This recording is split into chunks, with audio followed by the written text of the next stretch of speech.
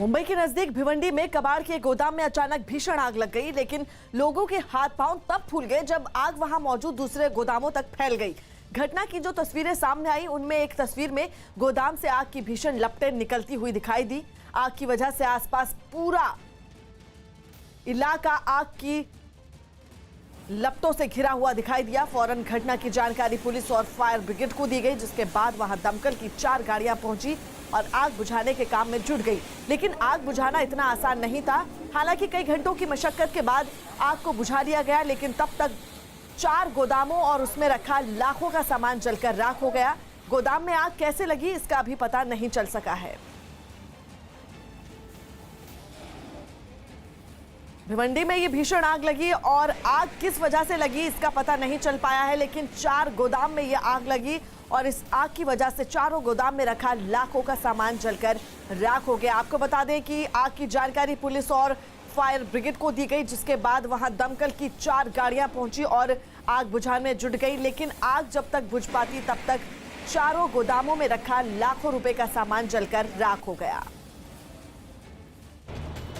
उत्तर प्रदेश के आगरा में ताजमहल में बम रखे होने की खबर गलत निकली, जिसके बाद ताजमहल को एक बार फिर पर्यटकों के लिए खोल दिया गया। लेकिन इससे पहले जब पुलिस को सुबह सुबह एक अनजान शख्स ने वहां बम रखे होने की खबर दी तो हड़कंप मच गया और आनन फानन में पुलिस ने ताजमहल परिसर को खाली करा दिया, जिसके बाद वहां करीब 2 घंटे तक सर्च ऑपरेशन चला और ताजमहल के चप्पे चप्पे की तलाशी ली गई। ताजमहल के अंदर सीआईएसएफ के जवान, पुलिस के जवान, जो बम स्क्वाड की टीम है वो सर्च अभियान चला रही है। हालांकि पुलिस को जब इस बात की तसल्ली हो गई कि वहां कोई बम नहीं है तो पर्यटकों को फिर से ताजमहल में एंट्री दी जाने लगी। यही नहीं, 112 नंबर पर कॉल करके पुलिस को ताजमहल में बम होने की खबर देने वाले शख्स को भी पकड़ लिया गया। ये पता लगाने का प्रयास किया जा रहा है कि आखिरकार उसने ऐसा क्यों किया। शुरुआती जांच में पता चला कि ये झूठी खबर फैलाने वाला शख्स मानसिक तौर पर बीमार है। दिल्ली में पश्चिम बंगाल और असम समेत 5 विधानसभा चुनाव को लेकर बीजेपी की केंद्रीय चुनाव समिति की बैठक करीब 4.5 घंटे तक चली, जिसमें गृह मंत्री अमित शाह, बीजेपी अध्यक्ष जेपी नड्डा, असम और पश्चिम बंगाल के कई बड़े नेता शामिल हुए। बीजेपी मुख्यालय में हुई इस बैठक में असम और पश्चिम बंगाल की सीटों के उम्मीदवारों पर चर्चा हुई। आपको बता दें, न्यूज 18 के विक्रांत यादव की रिपोर्ट के मुताबिक इस बैठक में असम विधानसभा चुनाव के लिए एनडीए गठबंधन पर अंतिम मुहर लगा दी गई है। एनडीए की इस गठबंधन में बीजेपी के अलावा असम गण परिषद यानी एजीपी और यूनाइटेड पीपल्स पार्टी लिबरल यानी यूपीपीएल शामिल है। और इसके अलावा पश्चिम बंगाल विधानसभा के लिए करीब 80 सीटों के उम्मीदवारों के नाम भी फाइनल कर लिए गए हैं। बीजेपी की केंद्रीय चुनाव समिति अगली बैठक अब 9 मार्च को हो सकती है। पश्चिम बंगाल विधानसभा चुनावों में कौन किस सीट से लड़ेगा, इसे लेकर बीजेपी की केंद्रीय चुनाव समिति का मंथन जारी है। लेकिन इस सब के बीच केंद्रीय मंत्री और बीजेपी नेता बाबुल सुप्रियो ने मुख्यमंत्री ममता बनर्जी के खिलाफ भवानीपुर से खड़े होने की इच्छा जताई है। न्यूज 18 के विक्रांत यादव की रिपोर्ट के मुताबिक बाबुल ने कहा कि अगर इस बार भी ममता बनर्जी भवानीपुर से चुनाव में खड़ी होती हैं तो वो उनके खिलाफ उतरना चाहेंगे। इससे पहले ममता बनर्जी नंदीग्राम से चुनाव लड़ने का ऐलान कर चुकी हैं, जहां से उनके खिलाफ बीजेपी के शुभेंदु अधिकारी को उतारने की तैयारी कर ली गई है और खबर है कि उनके नाम पर सहमति भी बन गई है। इसके अलावा पश्चिम बंगाल में बीजेपी के अध्यक्ष दिलीप घोष के विधानसभा चुनाव लड़ने पर अभी तक कोई फैसला नहीं लिया गया है। हमारे साथ केंद्रीय मंत्री बाबुल सुप्रियो, उनसे बात करते हैं। सर, बंगाल को लेकर के मंथन हुआ, कब तक टिकट की घोषणा हो जाएगी? वो आप जब होगा, पार्टी जब डिसाइड करेगी उस वक्त अनाउंसमेंट हो जाएगी। तो उसके लिए आपको इंतजार करना पड़ेगा। ये डायनेस्टी पार्टी नहीं है, एक लोकतांत्रिक पार्टी है। बहुत ही अच्छे से डिस्कशन होते हैं, जो योग्य व्यक्ति है उसी को टिकट मिलती है, आपको मालूम है। और वो अनाउंसमेंट जब होगा आपको पता चल जाएगा कौन सी। 11 तारीख को नंदीग्राम से ममता बनर्जी नॉमिनेशन कर रही हैं। कौन बीजेपी का कैंडिडेट होगा? ये वो अब जब अनाउंसमेंट होगा आपको पता चलेगा। शुभेंदु अधिकारी वहीं के हैं। उन्होंने पहले भी कह दिया कि अगर उनको टिकट मिली तो वो 50,000 से जीतेंगे, अगर उनकी जगह में किसी और को टिकट मिली उसी को भी 50,000 से जितवाएंगे। तो मैं इसका सराहना करते हैं। सर, मैं भवानीपुर से भी बात हो रही है। सर, क्या आप चुनाव बहुत सीरियस इलेक्शन है, इसमें आप स्पेकुलेशन की बात ना करें। How many seats you've discussed and when we are expecting to the details of that out? अभी केवल 2 फेज के लिए 60 सीट के लिए चर्चा हुई है हमारे, और अभी 60 सीट का ऊपर निर्णय होगा और फर्स्ट फेज में उतना ही घोषणा होगा। अच्छा सर, एक सबसे बड़ा सवाल ये है कि नंदीग्राम से आखिर शुभेंदु अधिकारी लगातार ये कह रहे हैं कि वो ममता बनर्जी को वहां से हरा लेंगे 50,000 ज्यादा वोटों से, तो वो वहां से चुनाव लड़ रहे हैं? न उससे वो सिटिंग एमएलए हैं और मंत्री भी थे, उनका सीट है और मुझे लगता है कि वो वहाँ लड़ना चाहेंगे भी। पार्टी निर्णय लेगा और लड़ेंगे तो पार्टी पूरा पीछे खड़ा रहेगा। उस पे भी तो बात हुई होगी कि बहुत ज्यादा, वो भी इससे 2 फेज में वो चुनाव होना है वहाँ पे। हाँ, सबका चर्चा हुआ है, लेकिन उसका फाइनल जो होगा वो केंद्रीय समिति करेगी। तो ममता बनर्जी को ये भी सुनने में आ रहा है आप लोग दोनों सीट से घेरने की कोशिश कर रहे हैं। तो स्वाभाविक है, हर सीट में और अच्छा कैंडिडेट देके हम पूरा ताकत लगा के लड़ेंगे। और आगे वाले दिनों हम किस तरह से आपसे वहाँ पे कैंपेन किस तरह से देखेंगे बीजेपी की तरफ से? जैसे कि लोकसभा के समय हमने कैंपेन किया और जीता, इस बार का चुनाव भी पूरा शक्ति लगा करके सीरियसली हम लड़ाई करेंगे।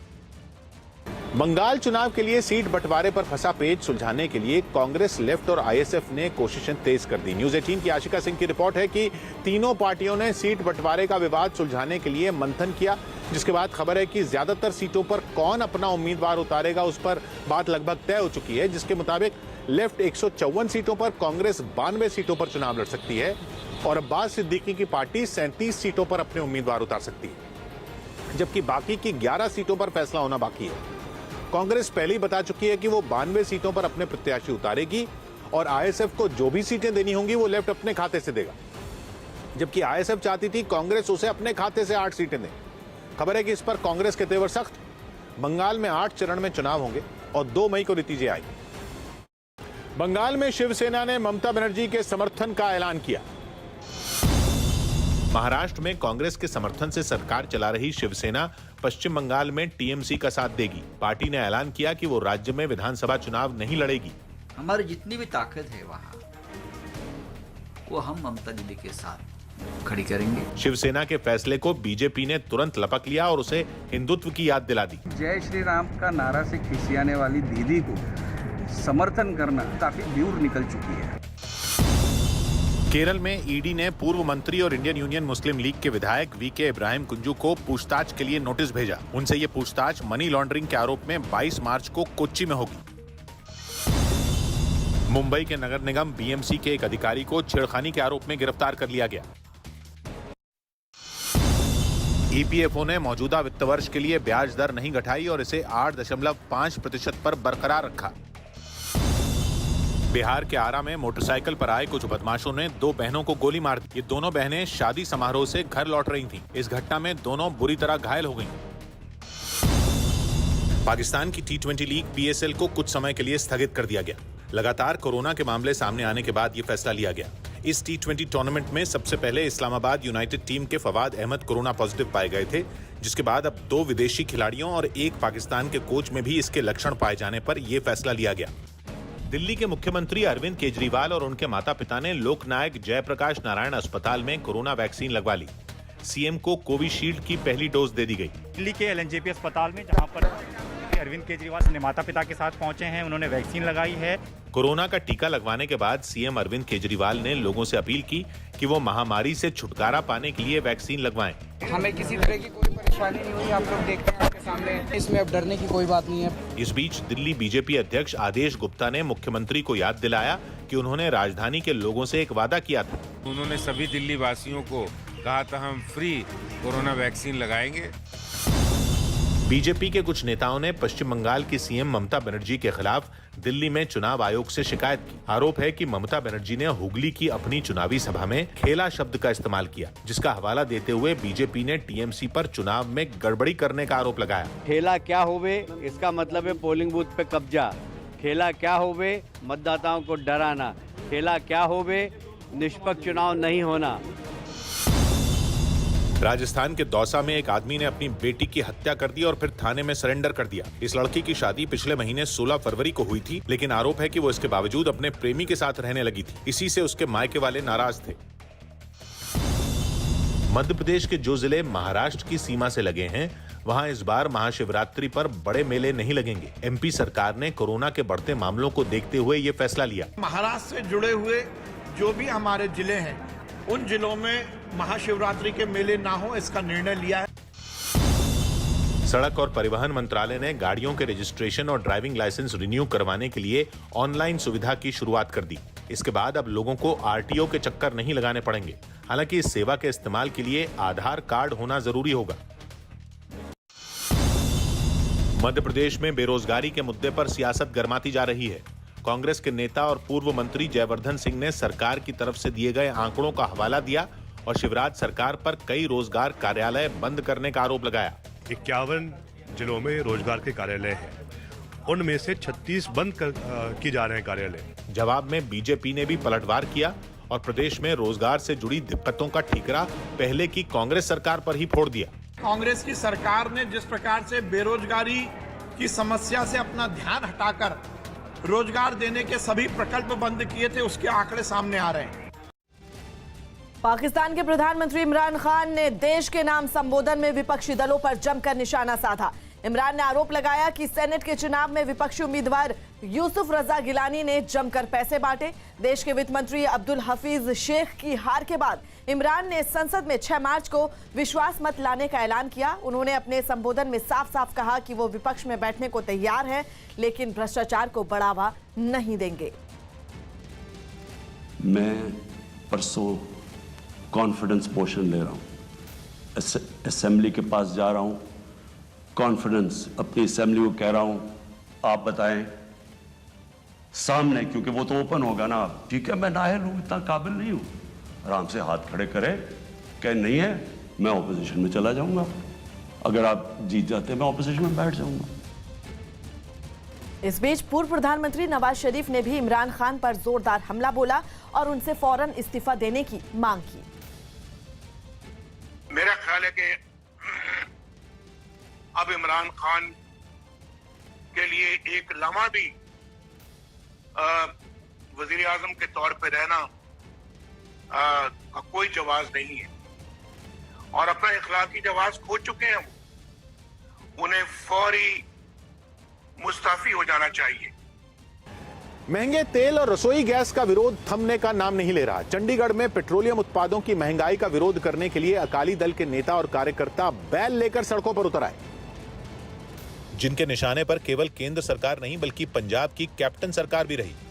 बिक्रम सिंह मजीठिया समेत अकाली दल के कई बड़े नेता बैलगाड़ी पर सवार होकर गए और नारेबाजी करते हुए शहर के अहम रास्तों से मार्च करने लगे। कैप्टन सरकार मुर्दाबाद, मुर्दाबाद, मुर्दाबाद। प्रदर्शनकारियों का मकसद मार्च करते हुए पंजाब विधानसभा तक पहुंचना था, लेकिन विधानसभा पहुंचने से 2 किलोमीटर पहले ही पुलिस ने बैरिकेडिंग कर नेताओं को रोक दिया। प्रदर्शनकारियों ने आरोप लगाया कि पंजाब सरकार केंद्र के सिर महंगाई का दोष मढ़ रही है और खुद भी पेट्रोलियम उत्पादों पर वैट वसूलकर अपना खजाना भर रही है। ठीक है, आपके रेट घटावे च कोई दोरा मत, मगर थोड़ी सरकार है, तुसी अपना काम तो करो, क्यों लोगों को मूर्ख बनाने की कोशिश करते हैं। बारी बिक्रम सिंह मजीठिया बैलगाड़ी पर अपनी विधानसभा की पार्किंग का स्टिकर लगाकर पहुंचे थे। स्टिकर इसलिए लगाया ताकि बैलगाड़ी को विधानसभा तक जाने की इजाजत मिले, लेकिन पुलिस ने उन्हें जाने की इजाजत नहीं दी। दूसरी तरफ कांग्रेस के नेताओं ने जम्मू में पेट्रोल, डीजल और रसोई गैस की बढ़ती कीमतों के खिलाफ प्रदर्शन किया। कांग्रेस के निशाने पर केंद्र की बीजेपी सरकार रही, जिसके खिलाफ नारेबाजी करते हुए जम्मू कांग्रेस के तमाम बड़े नेता सड़कों पर मार्च करने के लिए निकल पड़े। शहर के एक अहम चौराहे पर बैठकर प्रदर्शनकारी काफी देर तक सरकार के खिलाफ नारे लगाते रहे। कुछ प्रदर्शनकारी गैस सिलेंडर लेकर सड़क पर पहुंचे, कुछ बर्तन बजाकर विरोध करते रहे, तो कुछ नारे लिखी तख्तियां लेकर आए। एक तख्ती पर नारा लिखा गया, अक्कड़ बक्कड़ बम्बे बोर्ड, डीजल 90, पेट्रोल 100, 100 में लगा धागा, सिलेंडर उछल के भागा। कांग्रेस ने मुहिम छेड़ी है, 60 दिन का प्रोग्राम, एजुटेशनल प्रोग्राम के लोगों की आवाज को बुलंद कर पाए, बढ़ती हुई महंगाई को कम करने के लिए कदम यहाँ पे उठाए। थोड़ी देर में प्रदर्शनकारियों ने सड़क पर मार्च निकालना शुरू कर दिया, लेकिन कुछ ही दूरी पर पुलिस वालों ने प्रदर्शनकारियों का रास्ता रोक लिया। आमने सामने आए पुलिस और प्रदर्शनकारियों के बीच धक्का मुक्की भी हुई।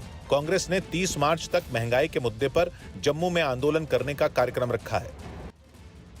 असम चुनाव के लिए बीजेपी और सहयोगी दलों के बीच सीट फॉर्मूला तय हो गया।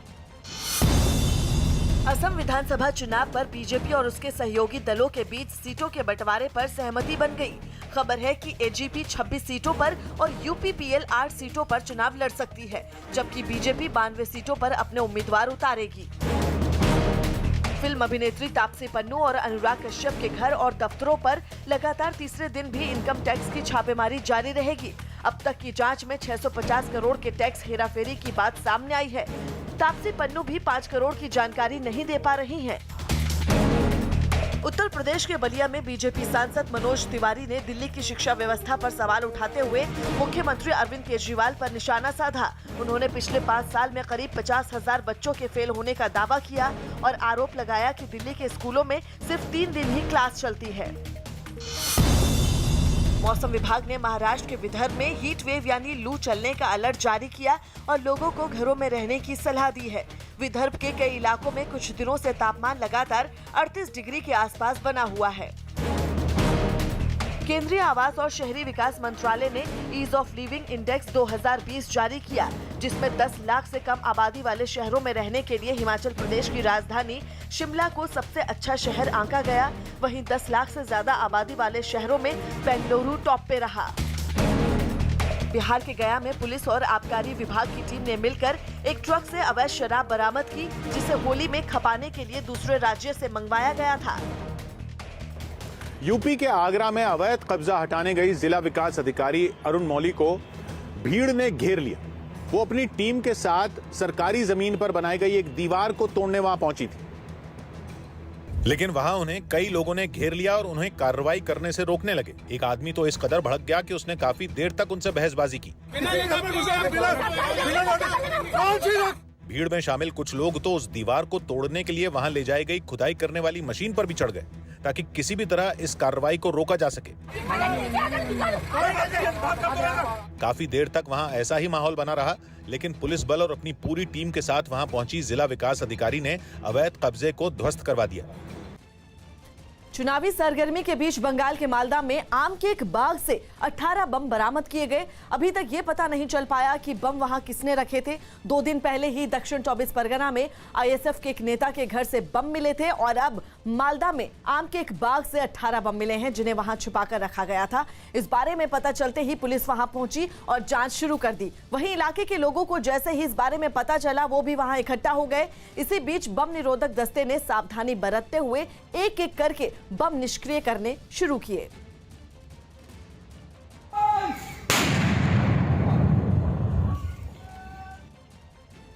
पंजाब के बठिंडा में सड़क पर दौड़ने वाले लड़ाकू विमान की तस्वीरें लोगों को हैरान कर रही हैं। वहां रामपाल नाम के एक आर्किटेक्ट ने रफाल लड़ाकू विमान को देख उसका मॉडल बना दिया, जो न सिर्फ दिखने में किसी लड़ाकू विमान जैसा है, बल्कि इसमें सवारी भी की जा सकती है। सामने आई तस्वीरों में कुछ बच्चे रफाल के इस मॉडल की सवारी करते नजर आए। करीब 18 फीट लंबे इस मॉडल में एक पुरानी कार का इंजन और उसके गियर इस्तेमाल किए गए हैं, जिनकी मदद से ये करीब 20 किलोमीटर प्रति घंटा की रफ्तार से चल सकता है। जो खर्चा करके जहाज का सफर करने का सपना ही लेते हैं, वो सपना नहीं, वो सच में बैठकर अपना इसमें जूटा लें। लड़ाकू विमान के इस मॉडल में 3 सीटें लगी हैं, जिनमें ड्राइवर समेत 3 लोग बैठ सकते हैं। इस मॉडल को देखने के लिए वहां दूर दूर से लोग भी आ रहे हैं। रामपाल के इस काम से उनके साथी और इलाके के दूसरे लोग भी बेहद खुश नजर आए। स्पेन की राजधानी मैड्रिड में बुलडोजर चलाकर हजारों हथियार नष्ट कर दिए गए। ये हथियार अलग अलग मुठभेड़ों के दौरान आतंकियों से बरामद हुए थे, जिन्हें खत्म करने के लिए बुलडोजर की मदद ली गई। जमीन पर उन हथियारों को एक साथ रखा गया और फिर उनके ऊपर भारी भरकम बुलडोजर चला दिया गया, जिससे सभी हथियार पूरी तरह से तहस-नहस हो गए। इस कार्रवाई के जरिए उन लोगों को श्रद्धांजलि दी गई जो पिछले 1 दशक के दौरान आतंकियों की गोली का शिकार हुए थे। इस मौके पर स्पेन के प्रधानमंत्री और रक्षा मंत्री समेत कई बड़े नेता और अधिकारी भी वहाँ मौजूद रहे। हथियारों को तोड़ने की इस कार्रवाई पर सबने खुशी जताई। हरियाणा के झज्जर से चौंका देने वाली तस्वीरें सामने आई। वहां एक दुकान में लूटपाट करने पहुंचे बदमाश पर उल्टा दुकानदार ने ही फायरिंग कर दी। लूटपाट के इरादे से दुकान में घुसे बदमाश ने दुकानदार पर पिस्तौल तान दी, जिसके बाद खुद को बचाने के लिए उसने बदमाश पर फायर कर दिया। इस घटना का जो सीसीटीवी वीडियो सामने आया, उसमें साफ दिखा कि मुंह को कपड़े से ढका बदमाश काउंटर पर बैठे दुकानदार के पास पहुंचा और फिर उसके ऊपर पिस्तौल तान दी। दुकानदार ने बताया कि उसने उस पर फायर करने की कोशिश की थी। उसने फायर करने की नीयत से मेरे ऊपर प्रेस करा, अटक गया, किसी कारणवश वो चला नहीं। हादसे के बाद दुकान के बाहर लोगों की भारी भीड़ जमा हो गई। कुछ देर में पुलिस भी वहां पहुंची और दुकानदार का बयान लेकर जांच शुरू कर दी। दुकानदार ने अपने बचाव में अपने लाइसेंसी से उस पर फायर किया। पुलिस जांच कर रही है। फायरिंग में बदमाश को 2 गोलियां लगी और फिलहाल वो अस्पताल में भर्ती है। गुजरात के जूनागढ़ से दिल को सुकून पहुंचाने वाली कुछ तस्वीरें सामने आई, जहां वन विभाग की टीम ने जाल में फंसे शेर के बच्चे को अपनी जान पर खेलकर बचाया। हैरानी की बात यह है कि इस रेस्क्यू ऑपरेशन के वक्त शेरनी वहां से थोड़ी ही दूरी पर मौजूद थी, जो वन विभाग की टीम पर हमला भी कर सकती थी, लेकिन इसकी परवाह ना करते हुए उन्होंने शावक को जाल से बाहर निकाल लिया। इससे पहले जाल में फंसा शेर का वो बच्चा बुरी तरह से छटपटाता हुआ दिखाई दिया। उसने खुद को बचाने के लिए खूब हाथ पैर भी मारे, लेकिन सब बेकार रहा, क्योंकि उसका एक पैर जाल में बुरी तरह से उलझा हुआ था। इसके बाद वहां वन विभाग के कुछ लोग पहुंच गए, जिनमें 2 लोग शावक के पैर को जाल से निकालने लगे, जबकि कुछ लोग वहां फैले जाल को काटते नजर आए। कुछ देर बाद उन्हें कामयाबी मिल गई और जाल से निकलकर शावक जंगल की तरफ भाग गया। लखनऊ में विधानसभा के बाहर एक दारोगा ने खुद को गोली मार ली, जिससे उसकी मौत हो गई। विधानसभा के गेट नंबर 7 पर निर्मल कुमार चौबे नाम का ये दारोगा तैनात था, जिसने ड्यूटी के दौरान आत्महत्या कर ली। इस घटना का पता चलते ही वहां अफरा तफरी मच गई। जिस जगह उसने खुदकुशी की वहां खून के धब्बे दिखाई दिए। साथ ही उस दारोगा का चश्मा और पिस्तौल भी वहीं सड़क पर गिरी मिली। बिना देर किए पुलिस की टीम इस मामले की तफ्तीश में जुट गई। इस बीच पुलिस कमिश्नर डीके ठाकुर भी वहां पहुंच गए। सुसाइड नोट में उन्होंने स्पष्ट रूप से लिखा है माननीय मुख्यमंत्री जी के नाम से कि मेरी तबीयत खराब है, मैं जा रहा हूं, मेरे बच्चों का आप ध्यान रखिएगा। घटना की जगह से दारोगा के शव को पोस्टमार्टम के लिए अस्पताल ले जाया गया, जहां जॉइंट सीपी नवीन अरोड़ा ने पहुंचकर इस केस में आगे की जांच के लिए कई जानकारियां जुटाई। कांग्रेस ने लगातार बढ़ती महंगाई के खिलाफ अनोखा प्रदर्शन किया। बिहार के मधुबनी में कांग्रेस ने महंगाई के खिलाफ अनोखा प्रदर्शन किया। विरोध जताने के लिए कांग्रेस कार्यकर्ताओं ने ट्रैक्टर को रस्सी से बांधकर सड़कों पर खींचा और केंद्र सरकार से पेट्रोल, डीजल और रसोई गैस की कीमत कम करने की मांग की। उत्तर प्रदेश के मथुरा में पुलिस ने चेकिंग के दौरान 22 लाख रुपए की 35 क्विंटल भांग जब्त की। इस मामले में पुलिस ने एक तस्कर को भी गिरफ्तार किया, जो एक ट्रक में सब्जियों के बीच भांग को छिपाकर ले जा रहा था। न्यूजीलैंड में भूकंप के तगड़े झटके महसूस किए गए, जिसकी तीव्रता रिक्टर स्केल पर 7.3 आंकी गई। इसके बाद वहां सुनामी की चेतावनी जारी कर दी गई। प्रधानमंत्री नरेंद्र मोदी 7 मार्च को कोलकाता के ब्रिगेड परेड मैदान में रैली करेंगे। इसके लिए उनका एक पोस्टर भी जारी किया गया, जिस पर बांग्ला भाषा में असली परिवर्तन के लिए बीजेपी का अभियान नारा लिखा गया। हरिद्वार में 1 अप्रैल से शुरू होने वाले कुंभ मेले में जूना और अग्नि अखाड़े की पेशवाई निकली। सन्यासियों के सबसे बड़े अखाड़े कहे जाने वाले जूना अखाड़े की करीब 3 किलोमीटर लंबी पेशवाई देखने के लिए लोगों का हुजूम उमड़ पड़ा। इस दौरान लोगों ने छतों पर खड़े होकर उन पर फूलों की बारिश की।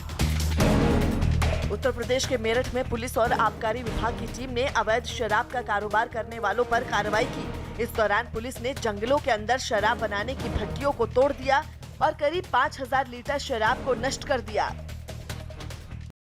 टिकट बंटवारे में टीएमसी इस बार कई विधायकों को झटका दे सकती है। न्यूज 18 के अरुण सिंह की रिपोर्ट है कि पश्चिम बंगाल की सभी 294 सीटों के लिए तृणमूल कांग्रेस शुक्रवार को अपने उम्मीदवारों का ऐलान कर सकती है, लेकिन सूत्रों के मुताबिक 75 मौजूदा विधायकों की टिकट इस बार कट सकती है। 2016 में टीएमसी 211 सीटों पर जीती थी, जबकि 35% टिकट महिला उम्मीदवारों को दिए जाने की अटकलें हैं। बताया जा रहा है कि फिल्म कलाकार, सेलिब्रिटी और अधिकारियों को भी अच्छी खासी संख्या में टिकट मिल सकती है। हालांकि 80 साल की उम्र पार कर चुके लोगों को टिकट नहीं दिए जाने की भी चर्चा है। पिछले 4 दिन से ममता बनर्जी के घर पार्टी की चुनाव समिति की बैठक चल रही है और माना जा रहा है कि उम्मीदवारों के नाम तय हो चुके हैं। महाकाल मंदिर में महाशिवरात्रि पर दर्शन के लिए श्रद्धालुओं को ऑनलाइन बुकिंग करवानी होगी। मध्य प्रदेश के उज्जैन महाकाल मंदिर में महाशिवरात्रि पर 25,000 श्रद्धालु ही दर्शन कर पाएंगे। इसके लिए पहले लोगों को ऑनलाइन बुकिंग करवानी होगी। निर्णय हुआ है कि लगभग 25,000 लोगों को हमारे द्वारा जो है वो दर्शन कराए जाएंगे। झारखंड में जेएमएम के विधायक दीपक बिरुआ ने जवानों की शहादत पर विवादास्पद बयान दिया। सुबह पश्चिमी सिंहभूम में हुए एक नक्सली हमले में सुरक्षा बल के 3 जवान शहीद हो गए थे, जबकि 2 जवान घायल हुए थे। आज ही नक्सली हमले हो रहे हैं, ऐसी बात नहीं है। कई ऐसे दुर्घटनाएं हुई हैं, कई लोग शहीद हुए हैं इस नक्सली हमले में। दिल्ली के मालवीय नगर में पुलिस ने 2 लुटेरों को गिरफ्तार कर लिया। आरोप है कि इन्होंने एक दिन पहले यात्री बनकर ऑटो ड्राइवर से लूटपाट की थी। पेट्रोल पंपों से होर्डिंग हटाने से जुड़े चुनाव आयोग के आदेश के बाद टीएमसी ने एक और शिकायत की। टीएमसी ने कोरोना वैक्सीन के सर्टिफिकेट पर प्रधानमंत्री की तस्वीर को आचार संहिता का उल्लंघन बताया। लेकिन बीजेपी ने आरोप लगाया कि खुद टीएमसी आचार संहिता का उल्लंघन कर रही है। बहुत सारा कंप्लेन करेगी, अपने ऊपर पूरा बंगाल में दुआरे सरकार घूम रहा है, होर्डिंग लगाया, करोड़ों करोड़ रुपया का खर्चा किया है, उस पर इसको ध्यान नहीं है। जबकि कांग्रेस को टीएमसी का ऐतराज वाजिब लग रहा है। टीएमसी कर रहा है, वो बिल्कुल ठीक कर रहा है, तुरंत हटाना चाहिए वो। बिहार में बिगड़ती कानून व्यवस्था पर छिड़ी बहस के बीच बीजेपी विधायक पवन जायसवाल ने अपराधियों को चेतावनी दी, लेकिन ये चेतावनी उत्तर प्रदेश पुलिस को नजीर बनाते हुए देकर उन्होंने नया विवाद छेड़ दिया। यूपी के तर्ज पर बिहार में गाड़ी पलटेगी, नहीं तो अपने गाड़ी की स्पीड को धीरा कर दें। जबकि आरजेडी ने आरोप लगाया कि बिहार की सरकार ने पुलिस को ऐसे संसाधन ही नहीं दिए कि वो अपराधियों का मुकाबला कर पाए। आधुनिक हथियार नहीं दिए, ट्रेनिंग नहीं दी, गाड़ी प्रॉपर मुहैया नहीं कराया, आप उसको भेजिएगा बड़े बड़े माफियाओं से लड़ने के लिए। कनाडा के नोवा स्कोशिया से रोंगटे खड़े देने वाली तस्वीर सामने आई, जहां समंदर में डूब रहे एक जहाज से हैरत अंगेज तरीके से 13 लोगों का रेस्क्यू किया गया। ये पूरा ऑपरेशन कनाडा और अमेरिका की रेस्क्यू टीम ने मिलकर किया और उस ऑपरेशन का जो वीडियो सामने आया उसमें टीम जहाज में फंसे लोगों को रस्सी से हेलीकॉप्टर तक खींचती दिखाई दी। हालांकि लोगों को वहां से निकालना किसी चुनौती से कम नहीं था, क्योंकि उफनती लहरों में जहाज बुरी तरह से डोल रहा था। पहले हेलीकॉप्टर काफी देर तक जहाज के ऊपर उड़ता रहा और फिर लहरों के शांत होने के बाद उसके करीब गया। इसके बाद एक एक कर जहाज से लोगों को हेलीकॉप्टर तक खींच लिया गया। बंगाल में मिठाइयों पर भी चुनावी रंग चढ़ने लगा। राज्य में इन दिनों बीजेपी और टीएमसी के नेता ताल ठोक रहे हैं, जिनकी सभाओं में जय श्री राम और खेला होबे जैसे नारे खूब गूंज रहे हैं। और कोलकाता की एक मिठाई की दुकान ने भी चुनावी माहौल में लोगों के मुंह में मिठास घोलने के लिए इन्हीं नारों को चुना। वहां खास तौर पर कुछ ऐसी मिठाइयां तैयार की गईं जिन पर जय श्री राम और खेला होबे जैसे नारे लिखे गए। इसके अलावा मिठाइयों पर बीजेपी, टीएमसी और लेफ्ट के चुनाव चिन्ह भी नजर आए। इस बार के चुनाव में प्रधानमंत्री और ममता बनर्जी के बढ़ते क्रेज को देखकर स्पेशल संदेश भी बनाए गए, जिन पर इन दोनों की तस्वीरें दिखी। कोलकाता में एक ऐसी दुकान है बलराम मलिक साहब की, जो इस चुनावी हिंसा के बीच में भी कहीं ना कहीं मिठास भरने की कोशिश करते हैं। प्रधानमंत्री मोदी का भी संदेश है, ममता दीदी का भी। बंगाल में तीखे बयानों और कड़वाहट से भरे वार पलटवार के बीच चुनावी रंग में रंगी ये मिठाइयां लोगों को मीठा संदेश देती हैं। बंगाल का पॉलिटिक्स में जितना भी कड़वाहट हो, बंगाल अपना मिठास कभी नहीं खोएगा। माना जा रहा है कि जैसे जैसे चुनाव की तारीख नजदीक आएगी, इन मिठाइयों की डिमांड बढ़ेगी। असम विधानसभा चुनाव को लेकर बीजेपी और उसके सहयोगी दलों के बीच सीट बंटवारे पर सहमति बन गई। असम में 126 विधानसभा सीटें हैं, जिनमें असम गण परिषद यानी एजेपी को 26, यूनाइटेड पीपल्स पार्टी लिबरल यानी यूपीपीएल को 8 और बाकी की 92 सीटों पर बीजेपी अपने उम्मीदवार उतारेगी। खबर यह भी है कि इस सीट शेयरिंग फॉर्मूला का आज आधिकारिक तौर पर ऐलान किया जा सकता है। उत्तराखंड के हल्द्वानी से एक चौंकाने वाली तस्वीर सामने आई। वहां बेखौफ लुटेरों ने एक शोरूम में घुसकर लूटपाट की वारदात को अंजाम दिया, जिसका सीसीटीवी वीडियो भी सामने आया। इस वीडियो में हेलमेट पहने 3 लुटेरे एक एक कर शोरूम के अंदर दाखिल हो गए। दोनों दुकानदार जब तक कुछ समझ पाते, एक बदमाश ने पिस्तौल निकालकर उनकी तरफ तान दी। इसी बीच दूसरे लुटेरे ने भी पिस्तौल निकाल ली। पिस्तौल देखकर दोनों दुकानदार सहम गए और उन्होंने कैश काउंटर खोलकर लुटेरों के हवाले कर दिया। इसके बाद बदमाशों ने उसकी तलाशी लेनी शुरू कर दी। लूटपाट के दौरान बदमाशों की भी नहीं चली, क्योंकि शोरूम में ज्यादा नकदी थी ही नहीं। ऐसे में सिर्फ 2000 रुपए ही उनके हाथ आए और पुलिस भी उनके पीछे पड़ गई। खबर है कि फुरफुरा शरीफ के पीरजादा अब्बास सिद्दीकी से झटका खाने के बाद असदुद्दीन ओवैसी बंगाल में सीमित सीटों पर चुनाव लड़ेंगे। न्यूज 18 के संजय तिवारी की रिपोर्ट है कि एआईएमआईएम बंगाल के करीब 10 सीटों पर ही चुनाव लड़ सकती है। खबर है कि ओवैसी ने यह फैसला अब्बास सिद्दीकी से मिले झटके के बाद किया और इस नतीजे पर पहुंचे कि वो बिहार की तर्ज पर बंगाल में भी सीमित सीटों पर अपनी पूरी ताकत झोंकेंगे, जिनमें उत्तर दिनाजपुर, मालदा, मुर्शिदाबाद, उत्तर 24 परगना और दक्षिण 24 परगना जिले की चुनिंदा सीटें शामिल हैं। इसकी एक वजह इन जगहों पर मुस्लिम समुदाय के वोटरों की अच्छी खासी आबादी को माना जा रहा है, क्योंकि मुर्शिदाबाद में करीब 66%, मालदा में करीब 51% और उत्तर दिनाजपुर में करीब 50% आबादी मुस्लिम समुदाय के लोगों की है। हालांकि पता चला है कि उम्मीदवारों के नाम का ऐलान करने से पहले ओवैसी कांग्रेस और अब्बास सिद्दीकी की पार्टी आईएसएफ के बीच सीटों का विवाद सुलझने का इंतजार कर रहे हैं, क्योंकि अब्बास सिद्दीकी ने उन्हें भरोसा दिया है कि वो एआईएमआईएम के उम्मीदवारों का समर्थन करेंगे।